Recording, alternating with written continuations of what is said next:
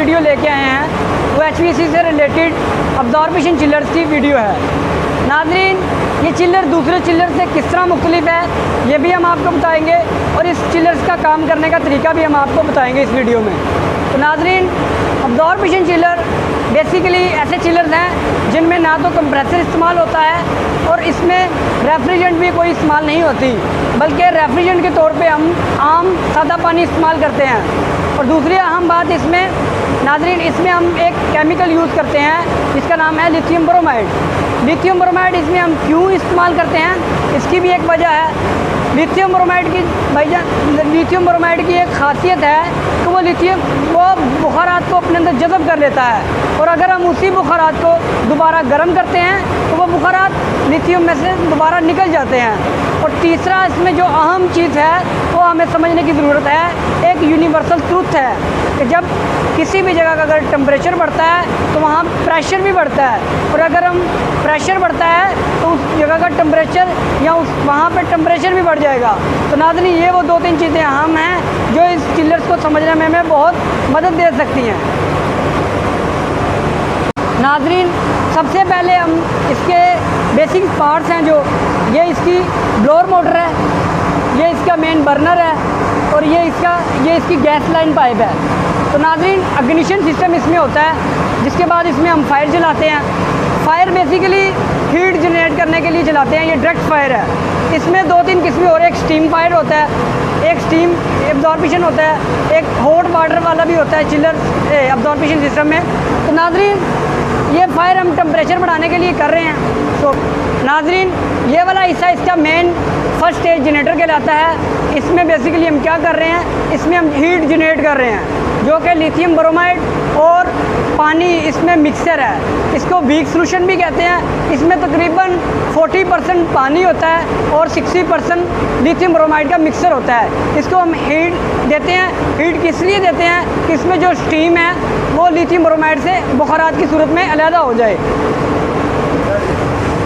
नाज़रीन, इसका ये वाला पार्ट्स, ये फर्स्ट है जनरेटर जो मैंने आपको बताया है। इसमें मैंने आपको बताया कि हीट जनरेट हो रही होती है और इसमें जो पानी है वो स्टीम बन रहा होता है। वो स्टीम नाज़रीन, जो वाइपर ये ऊपर आप देख रहे हैं, ये इंसुलेट पाइप है कि इसमें से स्टीम ट्रेवल कर रही है जो कि सेकंड स्टेज जनरेटर में जा रही है।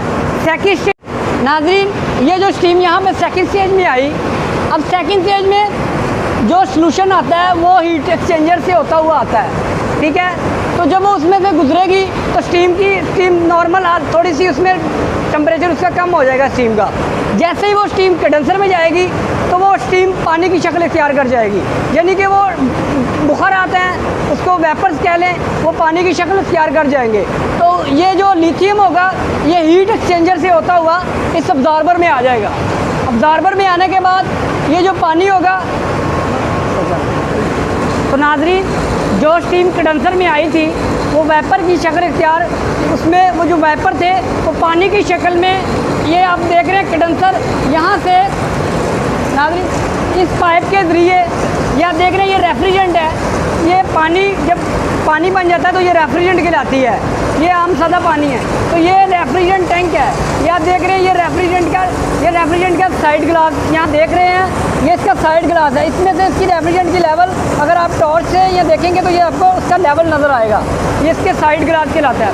तो नाज़रीन, ये वाला हिस्सा इसका यहाँ से तकरीबन ये सारा ये इसमें रेफ्रिजरेंट टैंक कहलाता है। ये जितनी ऊपर से पानी आएगा ये रेफ्रिजरेंट टैंक में इकट्ठा होगा तो इसको हम, तो नाज़रीन ये आप देख रहे हैं ये वाला हिस्सा इसका रेफ्रिजरेंट टैंक है और ये इसकी यहाँ से रेफ्रिजरेंट ट्रेवल करेगी।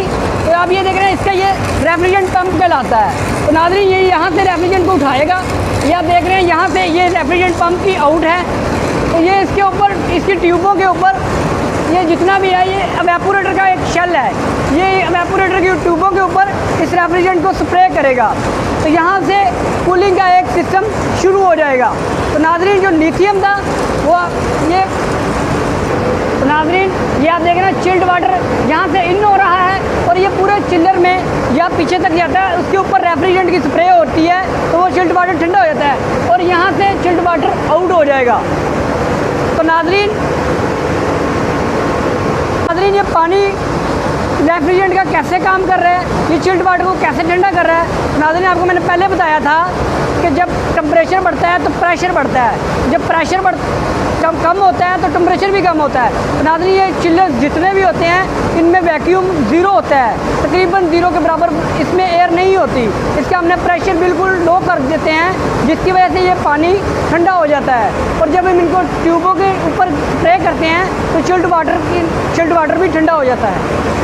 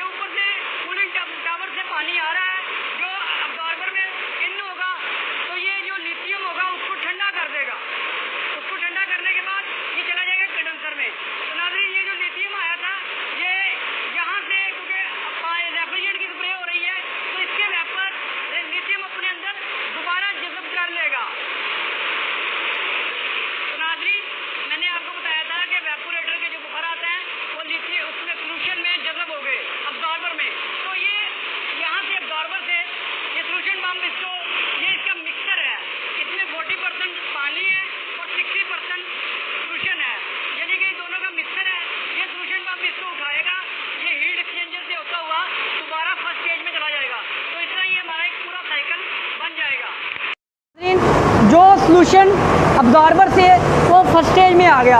तो नाज़रीन ये साइकिल इसका चलता रहता है। इस सीक्वेंस से जो कूलिंग टावर है वो वापस कूलिंग टावर में चला जाता है और चिल्ड वाटर पंप जो भी है वो बिल्डिंग से होता हुआ वापस दोबारा इस चिल्लर में आ जाएगा। ये एक साइकिल चलता रहता है जिसकी बुनियाद पर ये काम करता रहता है।